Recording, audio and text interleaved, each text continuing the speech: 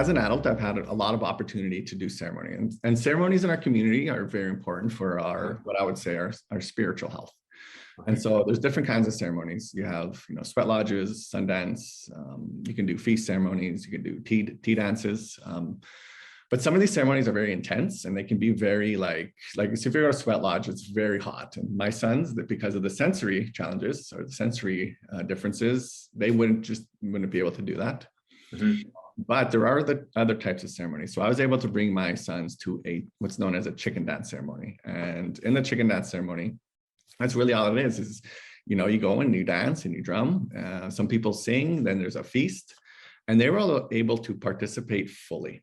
And that's something that I've always tried to do with my children, is try to bring them closer to the culture, because earlier I talked about connection. And in our communities, especially the Cree communities, we use something called Waktodawin.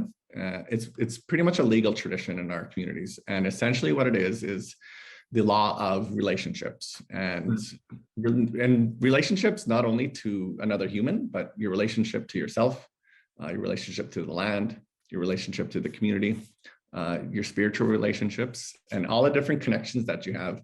And the more you practice the law, I find the better, health outcomes you have, the better educational outcomes you have.